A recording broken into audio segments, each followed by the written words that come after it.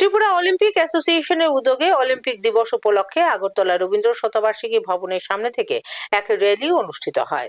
Tripura Olympic অ্যাসোসিয়েশনের উদ্যোগে Olympic দিবস উপলক্ষে আগরতলা রবীন্দ্র শতবার্ষিকী ভবনের সামনে থেকে এক র্যালির আয়োজন করা হয়। র্যালির সূচনা করেন মুখ্যমন্ত্রী ডক্টর মানিক সাহা।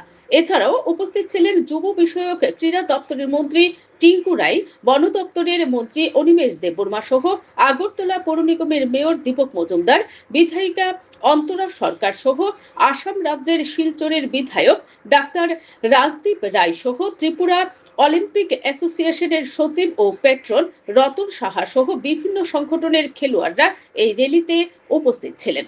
মুখ্যমন্ত্রী তার ভাষণে বলেন, রাজ্যের অলিম্পিক অ্যাসোসিয়েশনে রাজ্যের নাম ব্যবহার করে অন্য রাজ্যের খেলোয়াড়দের দিয়ে বিভিন্ন খেলায় অংশগ্রহণ করত, কিন্তু এখন আর এসব হবে না। রাজ্যের প্রকৃত খেলোয়াড়ই এখন বিভিন্ন ইভেন্টে অংশগ্রহণ করতে পারবেন।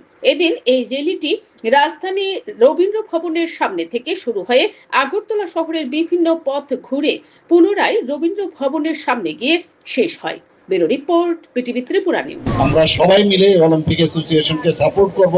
আর ছেলেরা যদি ভালো রেজাল্ট করতে পারে, মেয়েরা যদি ভালো রেজাল্ট করতে পারে, এই অলিম্পিক অ্যাসোসিয়েশনের, ত্রিপুরা অলিম্পিক অ্যাসোসিয়েশনের আমব্রেলা, এর থেকে বড় খুশি আর কি হতে পারে।